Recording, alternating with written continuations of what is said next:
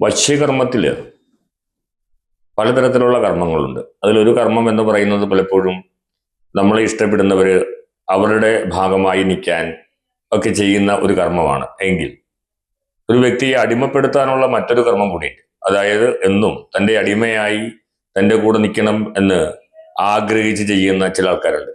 അത്തരം ആൾക്കാർ നമ്മുടെ നന്മയ്ക്ക് വേണ്ടിയിട്ടല്ല ഇങ്ങനെയുള്ളൊരു കർമ്മം ചെയ്യുന്നത്, മറിച്ച് അവരുടെ ഇംഗിതത്തിന് വേണ്ടി മാത്രം നമ്മളുടെ വ്യക്തിത്വത്തെയോ നമ്മുടെ വ്യക്തി സ്വാതന്ത്ര്യത്തെയോ നമ്മുടെ പുരോഗതിയെയോ നമ്മുടെ ജീവിതത്തെയോ കുറിച്ച് യാതൊരു വിധത്തിലുള്ള ശ്രദ്ധയുമില്ലാതെ അവരുടെ ഇംഗിതത്തിന് വേണ്ടി മാത്രമായി ഒരു അടിമയെ കിട്ടാൻ വേണ്ടി ചെയ്തു വെക്കുന്ന ചില കർമ്മങ്ങളുണ്ട്. അത്തരം ചില വശ്യകർമ്മങ്ങളും പലപ്പോഴും നടക്കാറുണ്ട്. അതൊരു ക്ഷുദ്രകർമ്മം തന്നെയാണ്, അല്ലെങ്കിൽ അത്തരം ഒരു ആഭിചാര കർമ്മമാണ്. ആ കർമ്മത്തെ കുറിച്ചിട്ടാണ് ഞാൻ ഇന്ന് നിങ്ങളുമായിട്ട് സംസാരിക്കുന്നത്. പലർക്കും അതുപോലെ അനുഭവം ഉണ്ടാകും. പലരുടെ അനുഭവങ്ങളാണ് എൻ്റെ വീഡിയോയിലൂടെ പുറത്തേക്ക് വരുന്നതും. മാന്യ പ്രേക്ഷകർക്ക് എല്ലാവർക്കും ജ്യോതിഷ ദീപത്തിലേക്ക് ഹാർദമായ സ്വാഗതം.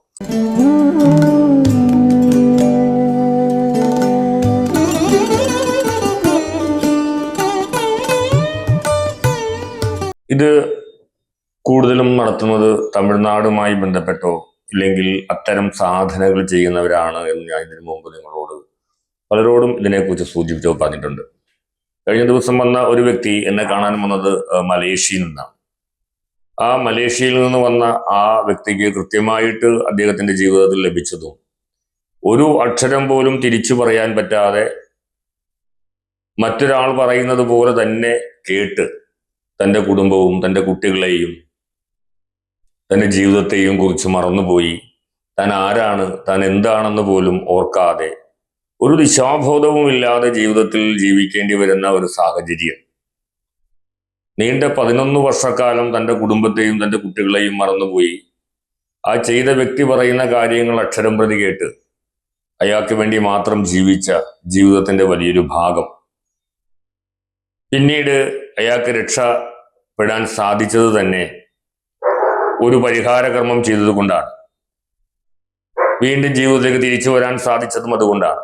അപ്പോൾ അത്തരം കർമ്മങ്ങൾ ഏൽക്കുന്ന പല ആളുകളും കുടുംബത്തെക്കുറിച്ചും കുട്ടികളെക്കുറിച്ചും ഭാര്യയെക്കുറിച്ചും അല്ലെങ്കിൽ ഭർത്താവിനെ കുറിച്ചൊക്കെ മറന്നു പോകുന്ന സാഹചര്യങ്ങൾ ഉണ്ടാകാറുണ്ട്. ഇതാണ് മശാന ധൂളി പ്രയോഗം എന്ന് പറയുന്ന ഒരു കർമ്മം.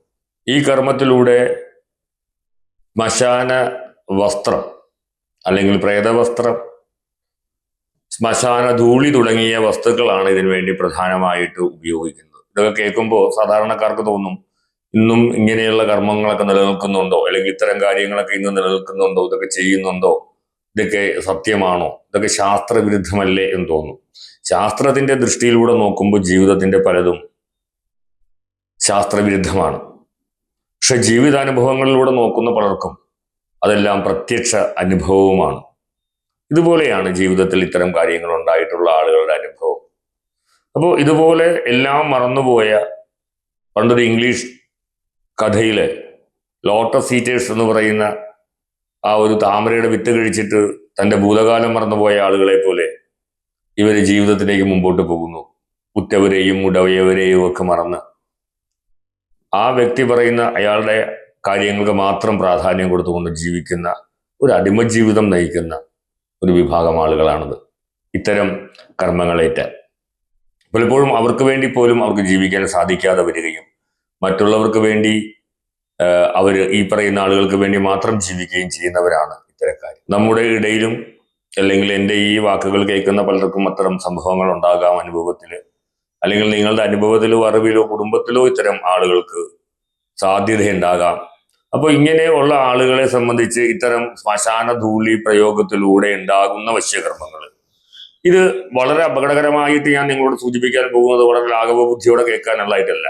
പുറത്ത് പഠിക്കാൻ പോകുന്ന പല ആളുകൾക്കും പെൺകുട്ടികളെ സംബന്ധിച്ചും പ്രത്യേകിച്ച് അന്യ സംസ്ഥാനങ്ങൾക്ക് പഠിക്കാൻ പോകുന്ന അന്യ രാജ്യങ്ങളിൽ പഠിക്കാൻ പോകുന്ന പല ആളുകൾക്കുമൊക്കെ ഈ പ്രയോഗങ്ങൾ ഏറ്റിട്ട് അവസാനം പഠനം പൂർത്തിയാക്കാൻ സാധിക്കാതെ വീട്ടുകാരെ ശത്രു മനോഭാവത്തോടു കൂടി കണ്ട് വീട്ടുകാരെ പറയുന്ന കാര്യങ്ങളൊന്നും അനുസരിക്കാതെ തന്നിഷ്ടത്തോടു കൂടി പോകുന്ന ഒരുപാട് ആളുകളുണ്ട്.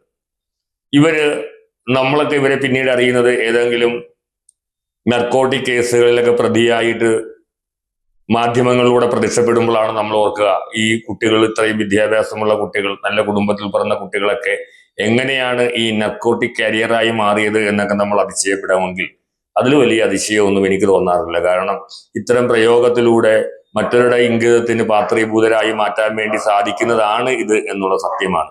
വീട്ടുകാർ വളരെ പ്രതീക്ഷയോടുകൂടി എഞ്ചിനീയറിങ്ങിനും മെഡിസിനും ഒക്കെ പഠിപ്പിക്കാനായിട്ട് അന്യ സംസ്ഥാനത്തിലെ മെഡിക്കൽ കോളേജുകളിലോ എഞ്ചിനീയറിംഗ് കോളേജുകളിലോ ഒക്കെ വിടുന്ന കുട്ടികൾ പിന്നെ കുടുംബവുമായിട്ടുള്ള അവരുടെ ബന്ധങ്ങളൊക്കെ വിച്ഛേദിക്കപ്പെടുകയും അവർ വേറെ ആരോ പറയുന്ന ഒരു റിമോട്ട് കൺട്രോളിങ് ആയിട്ട് അവരുടെ ജീവിതം മുമ്പോട്ട് പോവുകയും ചെയ്യും.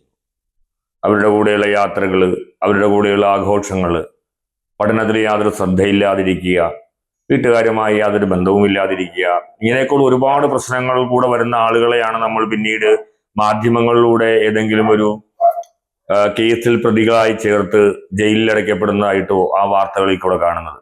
അവരുടെയൊക്കെ മുഖലക്ഷണം കണ്ടാൽ നമുക്കറിയാവുന്ന ഒരു കാര്യമുണ്ട്. അവരൊന്നും സ്വമേധയാ ചിന്തിച്ച് ചെയ്യുന്ന കാര്യങ്ങളല്ല ഇത്. പലപ്പോഴും അവരൊക്കെ ഒരു മൃതശരീരത്തിന്റെ ഭാവത്തോടു കൂടിയാണ്. അവരുടെ മുഖം ശ്രദ്ധിച്ചാൽ മൃതഭാവമാണ്. അല്ലെങ്കിൽ മരണപ്പെട്ടു പോകുന്ന ഒരു വ്യക്തിയുടെ മുഖത്ത് എന്താണോ ഉണ്ടാകുന്ന അത്ര ഒരു വൈകാരികതയാണുള്ളത്. അവര് വലിയൊരു കേസിലേക്കാണ് പോകുന്നതെന്ന് പോലും അവർക്ക് മുഖം കണ്ടാൽ നമുക്ക് ആ ഭീതി ഒന്നും അവരുടെ മുഖത്ത് കാണില്ല. അതുപോലെയുള്ള ഒരവസ്ഥയിലായിരിക്കും ഇവർ കൂടുതലായിട്ട് കാണപ്പെടുന്നത്. ഞാൻ പറയാൻ ഉദ്ദേശിച്ച ഒരു കാര്യം, വളരെ അപകടകരമായിട്ടുള്ള ഒരവസ്ഥകൾ ഇത്തരം മാന്ത്രിക കർമ്മങ്ങളിലൂടെ സംഭവിക്കാറുണ്ട് എന്നും നമ്മുടെ കുട്ടികളെയൊക്കെ നമ്മൾ പഠിക്കാനായിട്ട് പലപ്പോഴും നമ്മളുടെ കണ്ണേരിൽ നിന്ന് ദൂരേക്കൊക്കെ പറഞ്ഞയക്കുമ്പോൾ അത്തരമുള്ള ആളുകൾക്കാണ് ഇതുപോലെയുള്ള അവസ്ഥകളൊക്കെ പലപ്പോഴും സംഭവിക്കുന്നത്. ഇങ്ങനെയുള്ള ഒരു വലിയ മാഫിയ സംഘടനകളും ഇത്തരം ദുർമന്ത്രവാദം ചെയ്യുന്ന ആളുകളും തമ്മിലുള്ള വളരെയധികം വലിയ ബന്ധങ്ങളുണ്ട്. ആ ബന്ധങ്ങളുടെ ഉപയോഗിച്ചുകൊണ്ടാണ് പലപ്പോഴും ഇത്തരക്കാരെയൊക്കെ അവരുടെ കണ്ണിയാക്കാൻ സാധിക്കുന്നത്. അല്ലാതെ നമ്മൾ ഈ പറയുന്ന കാണുന്ന പല കുട്ടികളും, അത് ആൺകുട്ടികളാകട്ടെ പെൺകുട്ടികളാകട്ടെ, സ്വമേധയാ അറിഞ്ഞുകൊണ്ട് തങ്ങളുടെ ഭാവി ചതിക്കാൻ വേണ്ടി വരുന്നവരല്ല എന്നുള്ളതാണ്.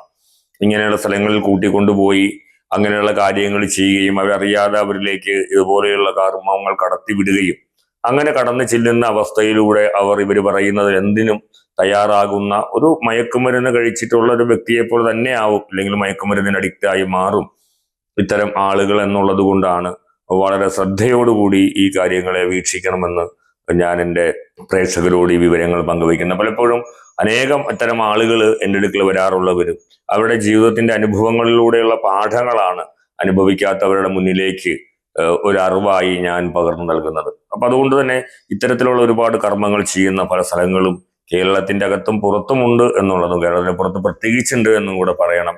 അതുകൊണ്ട് വളരെ ശ്രദ്ധിക്കണം എന്നുള്ളതാണ് ഒന്നാമത്. ഇനി എന്തൊക്കെയാണ് പരിഹാരം എന്നുള്ളത് കൂടെ നിങ്ങൾക്ക് അറിയേണ്ടതായിട്ടുണ്ട്.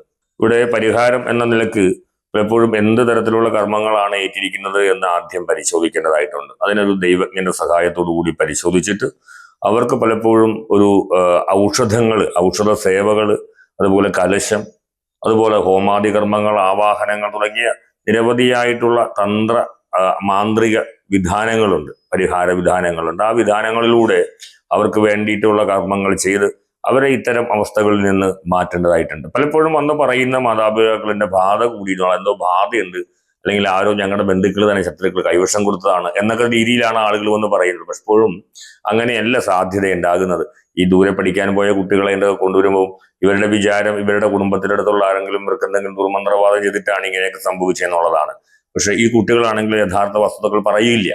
അപ്പൊ അതുകൊണ്ട് ഇത്തരം ദൈവജ്ഞന്റെ സഹായത്തോടു കൂടി ആ കർമ്മങ്ങൾ എന്തൊക്കെയാണെന്ന് കണ്ടുപിടിച്ചതിന് ശേഷം അതിന് വേണ്ടിയിട്ടുള്ള പരിഹാരങ്ങളാണ് പ്രത്യേകമായിട്ട് ചെയ്യേണ്ടത്. എല്ലാവർക്കും ശുഭദിനം. നമസ്തേ.